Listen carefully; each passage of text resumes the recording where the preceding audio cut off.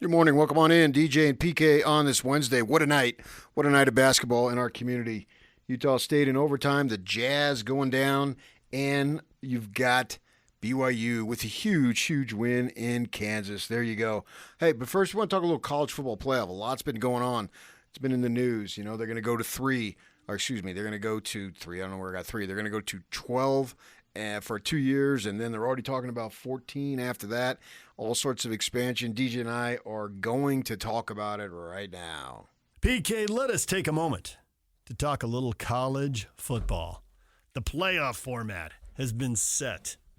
It seems inevitable. You like to discuss and debate stuff on the surface. 5 plus 7. 5 automatic bids, 7 at large. That kind of seemed inevitable once we knew the Pac-12 was shattering into, I guess, 4 different pieces. You got your Big 10 teams, got your Big 12 teams, got your ACC teams, got a couple teams staying put. You don't have to say the Pac-12 shattered. You could just say my heart. Your soul. Ridiculous. 40 years of sports fandom. Ridiculous. All fanning out so they can be in the same league with Number one form of sports fandom, too. Rutgers, Central Florida, and Boston College. It's a perfect fit. I guess I'm just going to have to go back to my roots now and become a Rutgers fan. Nice. Into the Big Ten you go. I did have extended family, one who played football there for the Scarlet Knights. Not a kid. Long time ago. But 5 plus 7. You weren't surprised. I wasn't surprised. I don't think anybody listening to this was surprised. They weren't going to give an automatic bid to the Pac-12. There's 2 teams there, and they don't know what the league's going to look like, and it's probably going to have Mountain West teams in it. So They're not giving them anything. I don't like it. No automatic bids. That way we can have 6 teams from the SEC, 6 teams from the If they deserve it, why not? Well, if they deserve it, I think they'd get it. They deserve it. I think they'd get it without deserving it. I don't know that. If they deserve to be in, I think it should be in. Because there's a wide variance. And now we'll have teams that could be undeserving be in there. Do I want a 4-loss team in there who wins a conference title game? If they did away with conference title games, I would be more inclined to go with it. But they won't do away. And I'm glad they don't do it because it gives me something else to watch. I think they are doing away with the division, so I think that gets away from these 3 and 4 loss teams. You know, you lose 3 games in conference play, and you're able to backdoor your way to a conference title game. Just like the Utes did. I know. But they didn't have divisions then? And nobody – yeah, they did. Well, they didn't? They did when they had it 6 and 3. 2 years ago?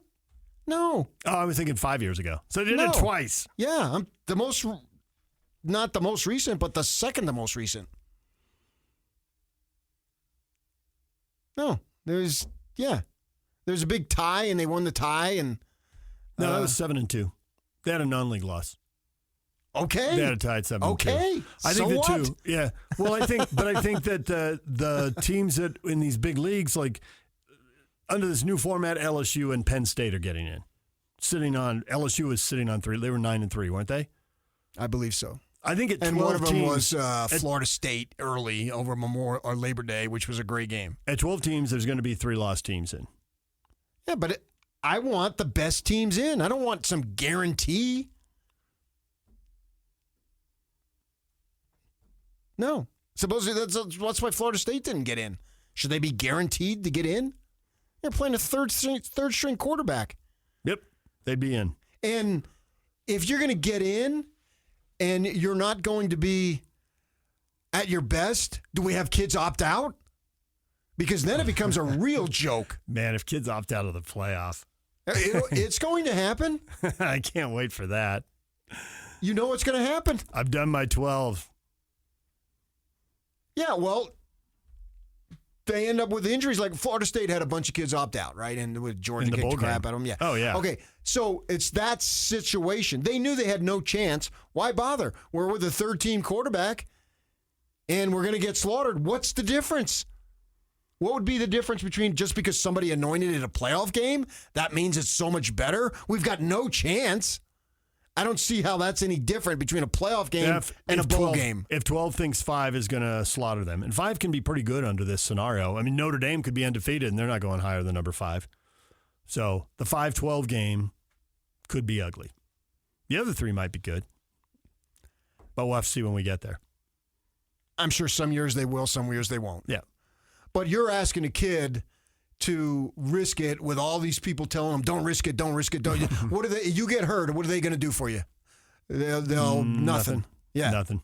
So nobody's going to write you the $1 million check. Yeah. So I would rather have it be, and then it adds to controversy too. Have it voted in, and then we go. I think this 5-7 format is really going to turn into 3-9. The Big 12 champ will get in, the ACC champ will get in, the Group of 5 champ will get in, but the large bids, they're not going to the Big 12 and the ACC. They're certainly not going to the Group of 5, and I don't think they're going to the Big 12 and the ACC. And does a Group of 5 team automatically deserve it? I don't know. Maybe not. Why should you get something that you didn't earn? Does the 5th place team in the SEC or the Big 10 deserve it?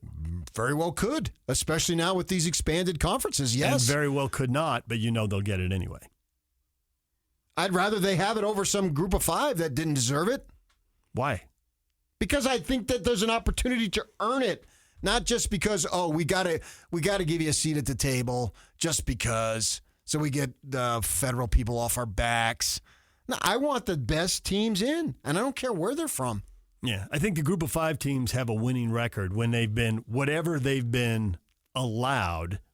They have a winning record. Great, but we ain't playing the past. We're playing the future. But I have more faith in the Group of 5 teams to be good than I have in the 4th or 5th place team in the Big 10 or the SEC. Yeah, but you don't know that. But there has never been a conference to this degree anymore. So I'm not going to look back. I'm going to look ahead. So now we're bringing in potential powerhouses in Washington and Oregon, joining Penn State, obviously Michigan, Ohio State. Wisconsin has been very, very good. Michigan State, Jonathan Smith. If you're going to look at the past, Jonathan Smith brought Oregon State back from the dead. So certainly he can bring Michigan State back from the dead.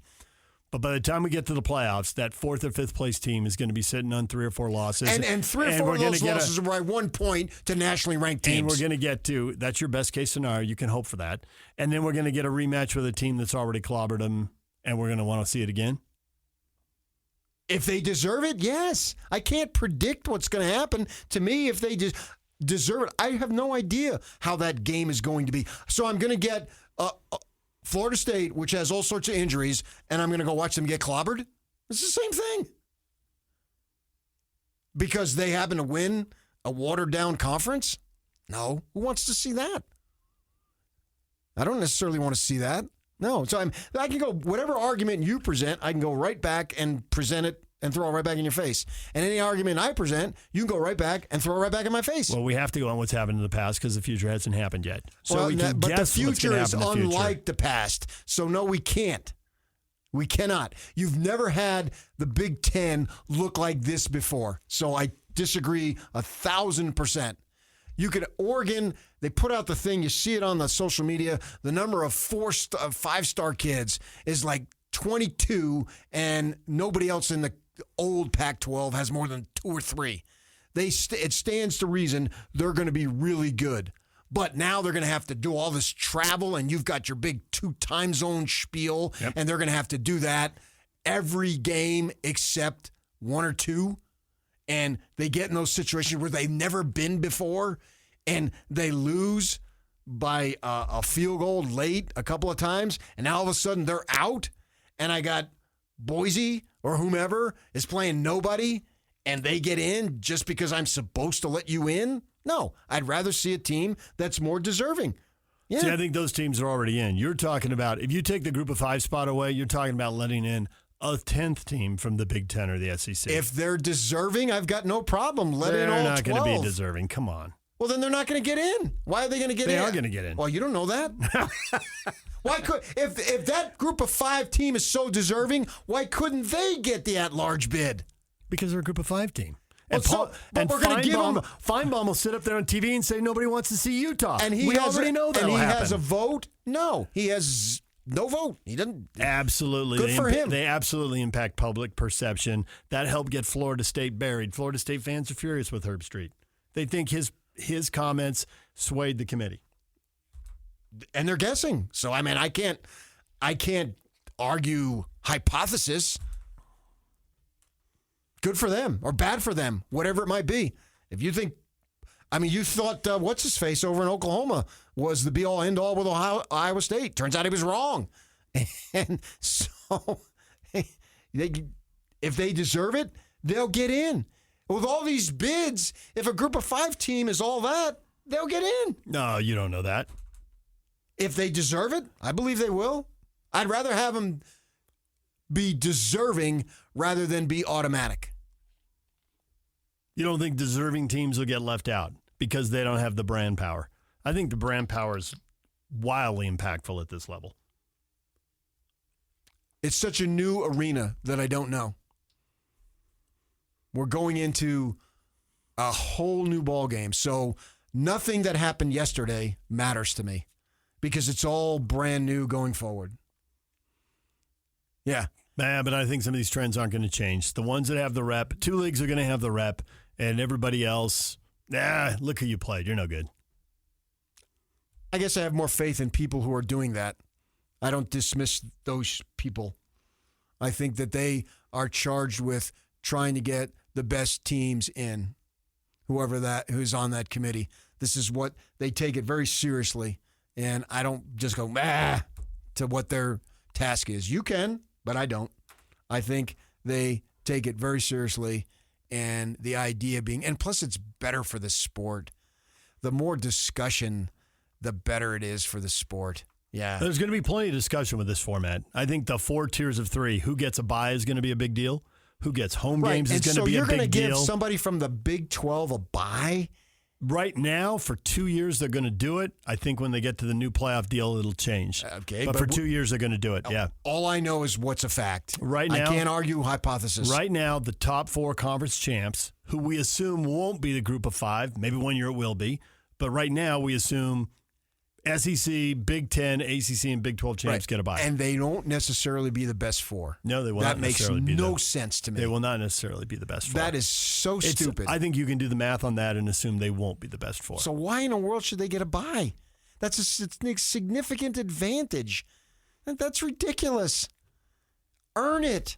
On paper, it's a significant advantage. If they blow it and lose, it'll be all the easier to take it away from them in 2 years. But and then in 2 years, I'll change my mind. But I'm not. I don't know that I'll be alive Sunday, and so now you're asking me what's going to happen on 2 years from now. You should write Kyle Shanahan a check. You owe him. I don't know. You owe him. What a great line.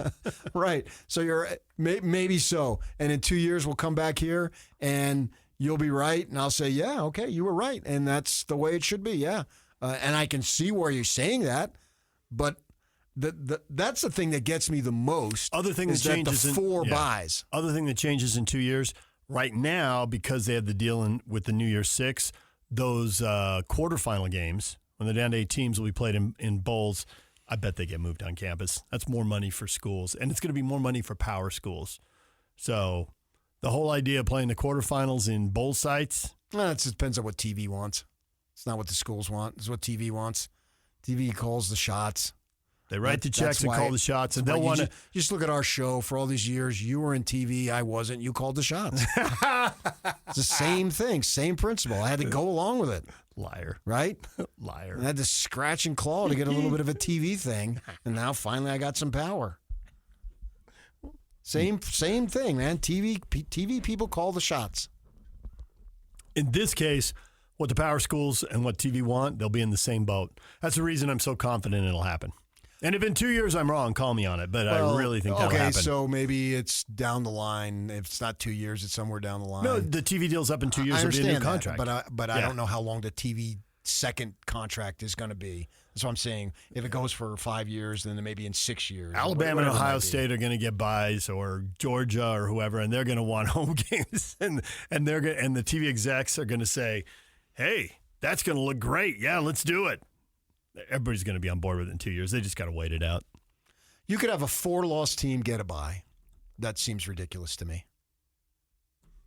Yeah. I don't think it'll happen, but it could. I do think you'll see 2 lost teams getting a bye for sure, and you might see 3. 4 seems like a stretch. And we're going to redo it, but let's redo it to get the best of the best. And the fact is, those teams and those conferences, they are the best. Georgia's not going to get a bye, and they lose 1 game. Doesn't make any sense. If they're that good, they'll go on the road to the that's not the point. To Florida State or Utah, and They're they'll always win. that good. And they'll win in advance But anyway. what about your 2 time zone travel spiel? It's not earned. That's the point. I'm tired of anointing things and giving things to people in this sport that they haven't earned. And this seems like another situation of potential travesty because it wasn't earned. Well, I don't think a committee deciding that the 4th best team in some league deserves something is earned either. It's judged. It's not earned. I think we'll know. I think the NFL draft proves it when you got 1 guy drafted over here and 7 guys drafted over there. I mean, the numbers, they're astounding. Now you own Gordon. They do. You got to write checks to all these people. Those numbers are astounding. You're using everybody else's, what do they call that? The intellectual property. Using everybody else's intellectual property. I have no intellectual property. That's why you're ripping other people off. I get it. I speak what's ever in my heart. There you go. 15 minutes later, almost 16, you know where I stand. There you go. Our thoughts on the playoff. Coming up next, Jazz get creamed. Stay with us. We'll get to that on 97.5, the KSL Sports Zone.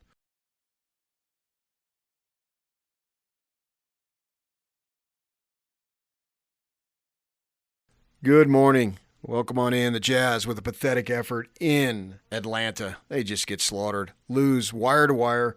The Hawks without Trae Young, no problem. The Jazz just roll over and play dead. Man, they looked awful. All right, there's nothing else I can say. Here's Jake Scott with a recap and get your comments in the locker room. It's your Jazz recap here on DJ and PK 97.5, the KSL Sports Zone. The Jazz followed to the Hawks last night, 124-97 in Atlanta. The Jazz did not shoot the ball well. Only 37% from the field. They were led by Colin Sexton, who had 22 points. Keontae George added 14. Walker Kessler had 14 and 12 coming in off the bench. Let's get to the post-game sound and start things off with Jazz head coach Will Hardy. A very tough game. But we have to do a much better job, everybody in the locker room, of our approach coming into these games. Like, the game is not going to just reveal itself to us. It's not going to just happen. And I think I don't think this has been something that our team has done a lot, but I felt tonight that we just sort of drifted into the game, and the turnovers, at a certain point, we've got to take some individual accountability to just being really sloppy with the ball. It's not always about decision making. It's not always about spacing. It's not always about kind of the tactical parts. There's just some times where, like, you've just got to appreciate the ball. And lately, I feel like more of our turnovers than not, we've just been really careless with the ball. You can dribble off your foot. That can happen in a game. A ball can slip out of your hands. You can have a really good intent and throw a pass to a teammate that was maybe thrown a little bit too hard and went through his hands. And then you can also have turnovers where it's like, I don't understand where we're going. We're driving into 2 and 3 people. We're throwing passes that have no chance of getting there. And it's just, it's deflating to the group. Tonight it was the starters. You know, our starters turned in 12 turnovers, just those 5 people. And it made it really hard for that group to score. And when you compound that with a night where you don't shoot the ball well and you can't seem to get one to go in, the game feels ugly. But I think defensively, you know, we had some pretty good moments, actually. You know, they made a good amount of mid-range jump shots tonight, which can happen. I think our activity has improved over the last couple of games defensively overall. But playing the game down 20 for a while is really hard to do. So, tomorrow we've got to really refocus and get ready for Orlando. And my only concern, the only thing that I care about with our team is that we come with the appropriate, approach to the game. And at tip-off, you are shot out of a cannon. You've talked about how some of the turnovers are guys kind of having the best of intentions and trying to do the right thing, but are maybe not thinking from a team kind of construct. Mm-hmm. Do you feel like that's what's happening tonight, or what's Yeah, I mean, I think that could be – not every turnover is the same.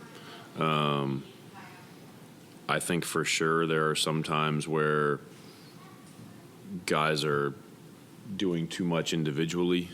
I also think that we just have moments where, we're not just sloppy with the ball, but we're sloppy with our execution, and it leads to turnover. We had a couple early in the game. I think the ball hit Collins' foot like twice in the first 3 minutes, coming from one of our players, like a handoff that we get the ball batted out of our hands and goes off his foot. Like we're sloppy with our execution, which leads to us being sloppy with the ball.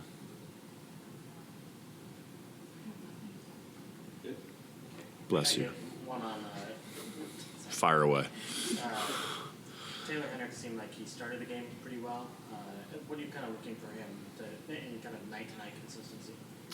Yeah, I mean, I think Taylor's number one thing has to be focus on his defensive assignment. I recognize that he's getting put on a variety of players. The last 3 games, it's been Brandon Miller, Wembanyama, and now Bogdanovic. I recognize that those 3 people are very different, but to be the type of defensive player that we want Taylor to be, he's going to have to be able to take on a variety of matchups. And so his first focus is that. His second focus is being somebody that is unbearable for the other team to play against from an energy standpoint. I thought tonight he didn't do as good of a job crashing the offensive glass as he had done in the previous 2 games. I think the Charlotte game in particular, that's kind of how he got himself going, was a couple of those tip-ins in the second half. And so those 2 things are what I'm looking for first and foremost from Taylor. I think he's actually done a pretty good job adjusting to his role offensively. I think he's been relatively disciplined with his spacing. And I think the shots that he's taken offensively have made sense. Makes and misses are not really my concern today. It's about taking the right shots, and I think he's done that. But defensive assignment and his energy are going to be, my biggest focuses for him as we close the year. Collins was emotional pregame, hugging his former teammates and some other staffers. I'm sure this has been a game he's been thinking about for a while. Was it just tough for him to get past those emotions, do you think? Yeah. I'm not trying to duck your question, but I would defer to John on that one, how he's feeling. I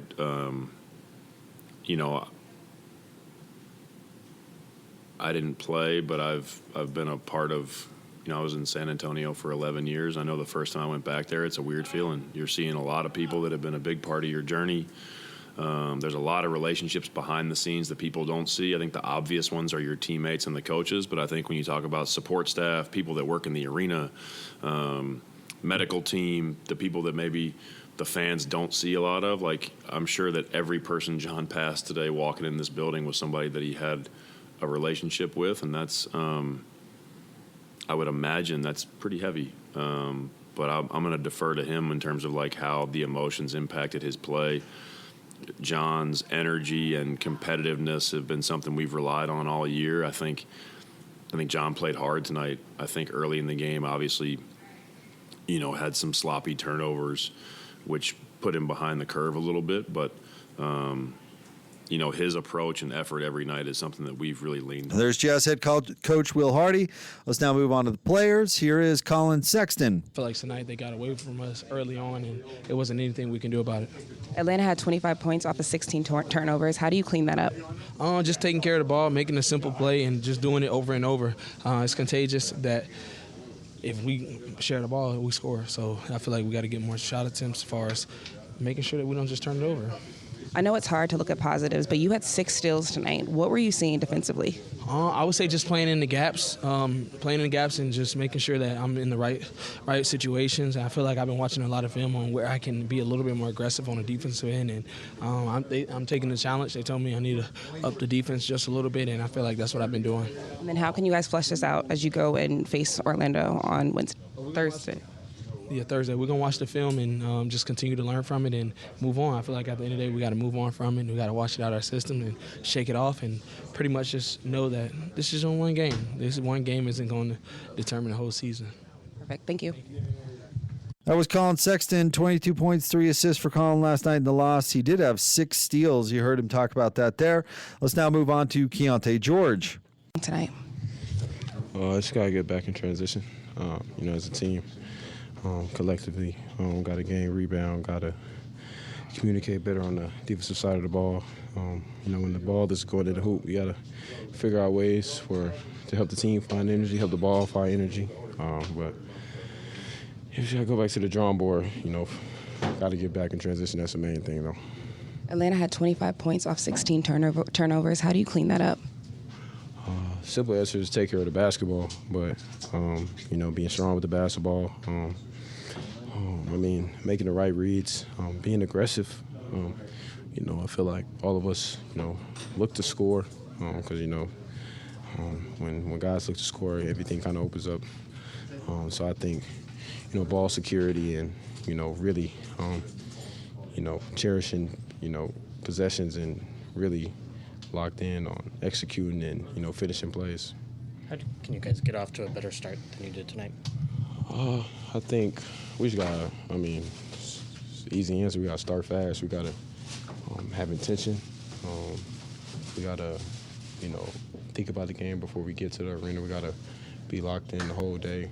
I think that's where it starts. I think it starts in shoot around. We have a good shoot around. Good things will carry over. So I think we just got to continue to, buy into what we want to do offensively and defensively. Because I think what we're doing is great. So we just got to continue to figure it out. And when we see good things happen, we got to make sure they carry over to the next game. I know that prior to this year, you hadn't had a lot of experience playing like full-time point guard. What is your comfort level on the ball right now after a few months?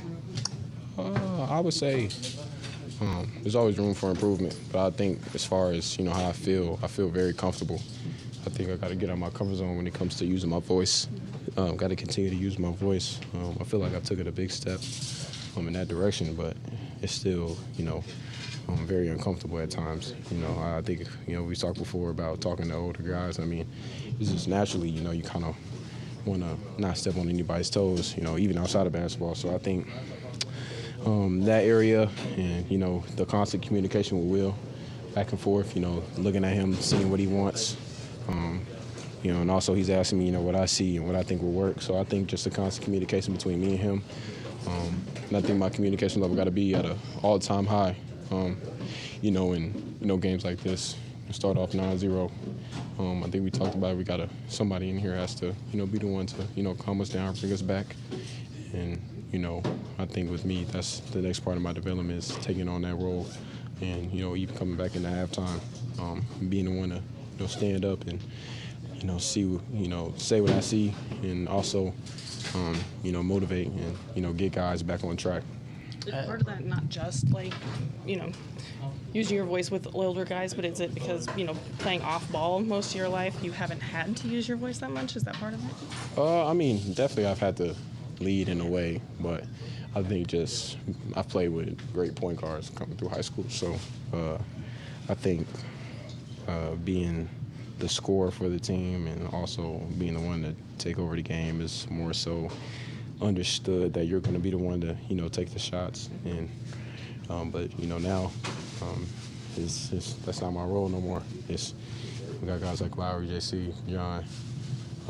I gotta get touches, gotta find their rhythm. So it's a whole nother responsibility now than just me scoring. So coming into the year was a big jump, but I think my will to learn and me constantly asking questions and also figuring out the personalities of our team and understanding I can talk to this guy one way, but maybe you got to talk to somebody else another way. So it's just continuing to find that, and everything will come together and click. And then once it does, I feel like it's gonna be real special. When you see the emotion that John had for coming back, and then the emotion that the crowd and everyone had for him coming back, what do you notice about that as a rookie? Like, what does that teach you about the league and kind of, just kind of in that situation? That relationships mean a lot. John did a lot for this city, this team, this organization. And it just shows the gratitude that the fans have for him. Trades happen, people get waived, people get sent off somewhere where they don't want to be. But when you come back and seeing John getting emotional during the interview, it kind of shows the type of love that he has. He understands that it's a business, but he also understands that the love and the connections that he built out here meant way more than just him putting the ball in the hoop. Cool. Thank you. Thank you. Thank you, guys. That's Keontae George, 14 points, 6 assists for him in 34 minutes last night, 5 of 15 shooting, but the Jazz come up short against the Hawks, 124-97. Up next, the Jazz will be in Orlando tomorrow night to take on the Magic. Tip-off will be at 5 o'clock. Pregame coverage begins at 4. There you go. Jazz awful. Back at it tomorrow in Orlando. Joe Ingles' team. All right, coming up next, BYU with an incredible win. We will get to that. Stay with us, 97.5, the KSL Sports Zone.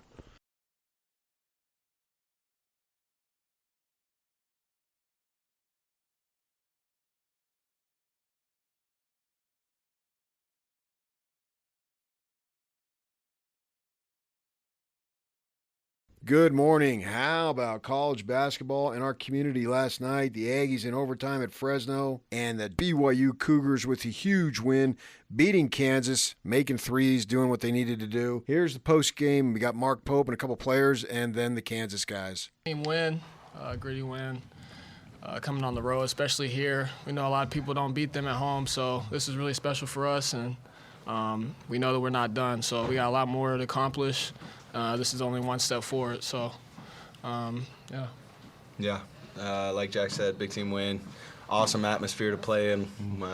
One of the best, if not the best, I've played in outside of the Marriott Center. I got a ride with the Cougar Nation. But they're a great team, well coached. They play hard.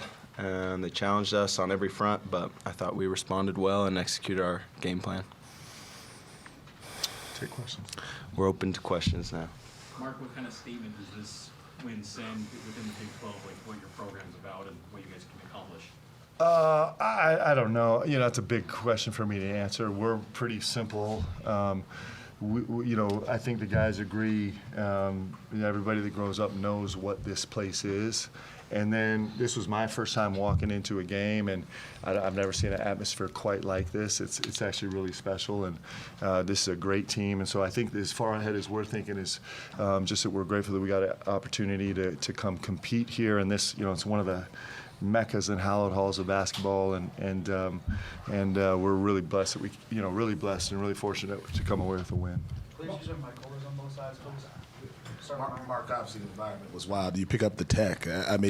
Were you just trying to combat that a little bit? Kind of what happened there in the timeout? I guess I have to be careful with what I say. I was frustrated in the moment, and I just. And so, I wish that I was such a genius coach that, I'm going to get a tee right now and rally the troops. That would be a little bit disingenuous. I was actually surprised that the tech was called with the conversation we're having, but it's the heat of the moment, and everyone's feeling the heat of the moment. And so, what I'm most proud of is, like, I have a special team and special leaders. It's interesting these two guys both roll out of the game with 18, right?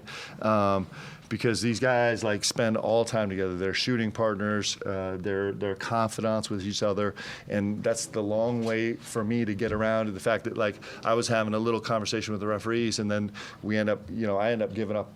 I think it ended up being 1 point to the other team, and my guys' composure stayed perfect. And in this environment, in this atmosphere, that's really hard to do, and it's a credit to these guys and how together they are and how much trust they have each other. So I think that was the best part of the tee for me, was just coming back to the huddle and my guys being like, let's go, we're good. They weren't like on fire, frothing them out. They were just like, hey, we're fine, let's go, let's keep working, and they did. Hey, Dalen, you had some offensive struggles early, and you had those 4 fouls for a while. I mean, what was your mindset, and how did you just kind of click, especially being huge offensively down the stretch?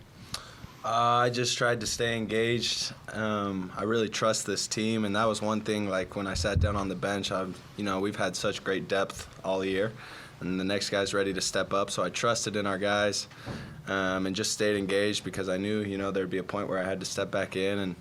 And the guys, they really carried us. Jack stepped up huge, bunch of pieces, really carried us through that foul trouble stretch. And then when it was my turn to step up, I tried my best to fulfill that role for the team. For both players, what made you so confident down the stretch, with your three-point shooting abilities? Was it something you noticed with them, what they were doing defensively? How did y'all really turn the game with the three ball?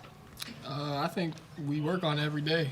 Like Coach said, me and Dowden, one of the last 2 guys in the gym every day. We're shooting partners. We see each other every day, watch film, stuff like that. And Coach gives us the ultimate confidence, and us as teammates also have confidence in each other. And whether the shot's dropping in the moment or not, it's just next play mentality. And I think it really paid off tonight. Mark, where does this win rank in your tenure at BYU? Oh, man, you guys asked me 2 complicated questions. This is really special. I think it's special because we all have such deep respect for this program and this venue. I think all 3 of us are lifelong college basketball fans, and this arena and this team and this coach and these players, it's all-time mecca. And so I think that's what makes it special. And then I think really what makes it most special for me is we talk all the time about faith in our program. Certainly it's an important part of our university, and watching our guys' faith in each other tonight and their faith kind of in the process. We didn't shoot the ball well in the first half, and we didn't shoot the ball well to start the second half, but their faith in their abilities and their work, and then I just thought it was really special to watch. So that's not a great answer for you. I don't know how it ranks, but it's really special. I would put it in the really, really, really special category. And then obviously your defense was not what you wanted the last few games, road games. What was the difference tonight? And were you purposefully fouling Dickinson? Was that part of the strategy? It was not. No, it's a good question because you would wonder. That was not actually part of our strategy. I was really proud of the guys defensively. So, this team is hungry to grow. Like, we have really humble guys. We walked into this league very humble, which you should, because this league is just so tough. And we have very humble guys that want to learn. And we've had some ups and downs defensively the last few games. And our guys' willingness to really, and this is a very unique game plan for us that Coach Fennell put together defensively, and the rest of the staff. And then our guys executed at a high level, and we had to make adjustments throughout the game. And the guys were really good at actually making those adjustments throughout the game. So very proud of our defensive effort. 3 more questions. When you made the free throws less than 5 minutes to go in the game, gave the team its first lead, Coach just cited defense, but in your mind, what were the factors that allowed you to take the lead for the first time at that point? I thought we stayed true to who we are offensively, and that's a team that gets out and runs in transition and is always on the attack. They're really great defensively, but we trust in our offensive system and what we do, and we knew we'd break through, and so we just kept trying to get out and run in transition, and I thought that really broke it open, and then we kept attacking them in ball screens. 2 more questions. Dallin, walk us through that moment where you hit that three over Dickinson. What was going through your mind on that shot, and just walk us through that. Yeah, obviously he's a really good defender, especially inside. So I saw he gave me a little bit of space, and everyone was really sticking close to the shooters, and so that's kind of a shot I practice a lot, is off the bounce. Like Jax was saying, we practice a lot of things after practice, and so that's one of the moves I work on, and shoot it with confidence and live with the results. Amen. Last question. Urgency and faith. Last question. Jackson, back to the tech that coach picks up. How did you all remain, kind of composed? So mean that you keep bringing it up. No. The guys are going to crush me on the plane. You know that. Coach trying to throw the game for us. I'm bringing it up because obviously that was sort of a moment where you all could have reacted to that, and then you go on to get the win. What was that like? I give credit to our bench.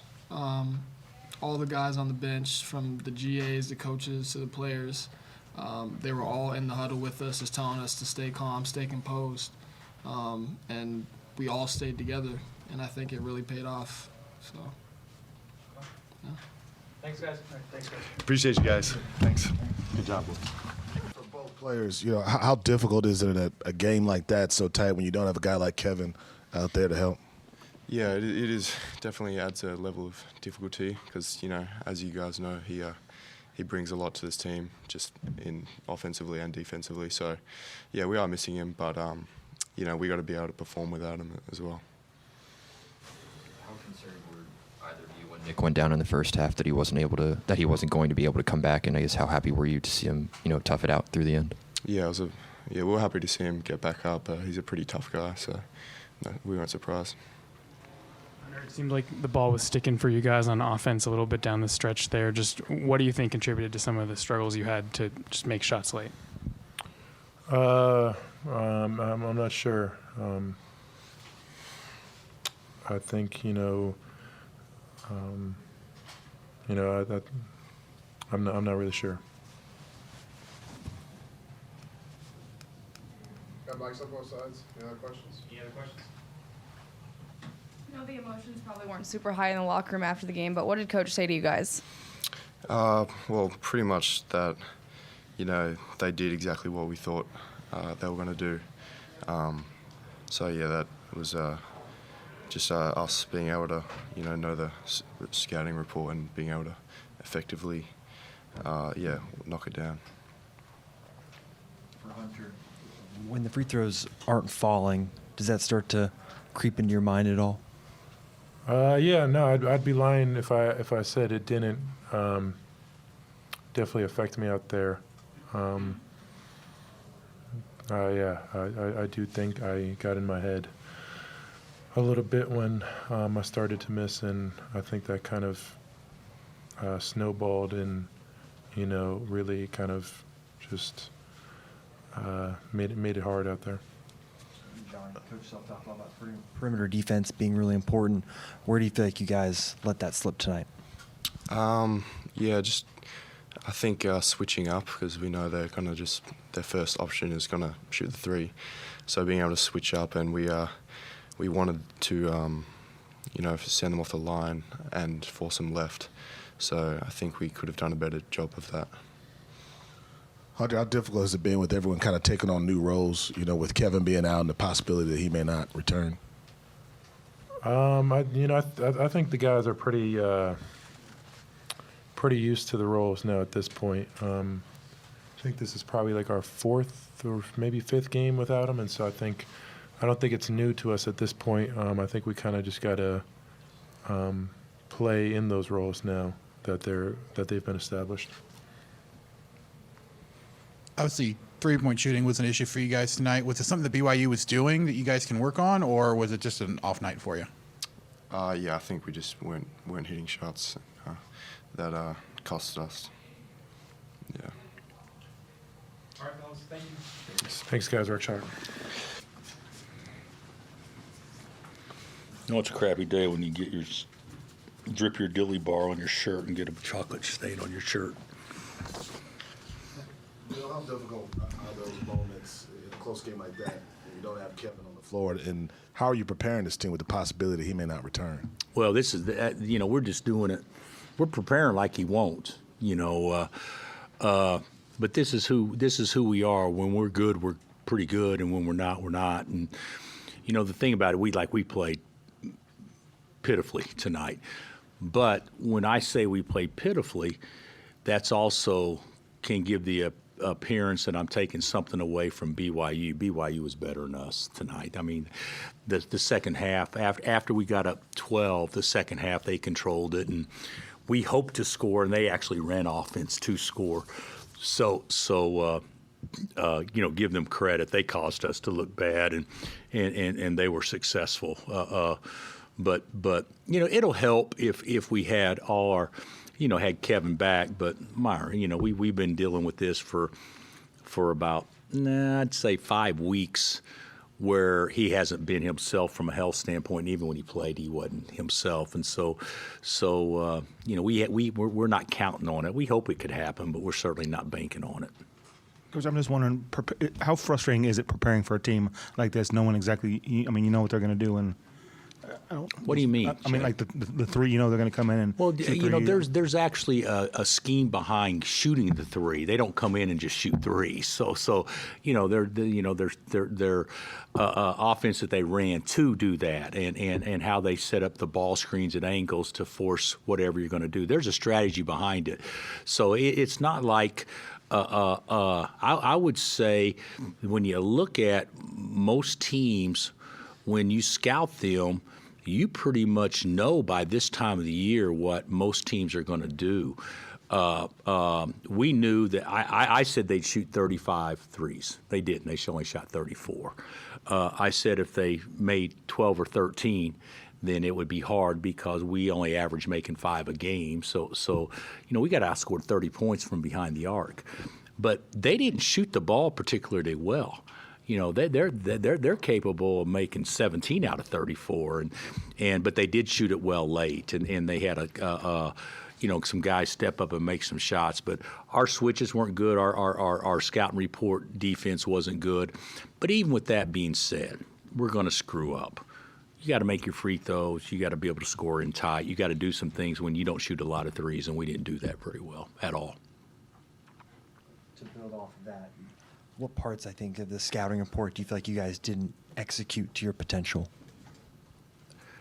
Well, if you switch and you're guarding a guard and the ball goes inside, you can't help all the way down and go trap the post.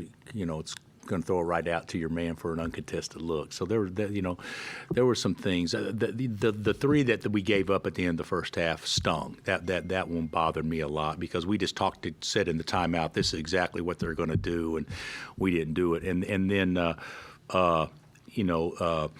we gave up. You know, Hunt's not used to guarding out there, but you know, he went to trap the post twice when we're not doing that, and they threw it right back to his man off switches and made a couple. But there was more than that. You know, the right hand drivers getting to the right hand. There's a lot of things that we could have done better. There you go. That's a wrap, man. What a game for the Cougars. We'll hit it all, get you caught up with what's trending coming up next right here on 97.5, the KSL Sports Zone.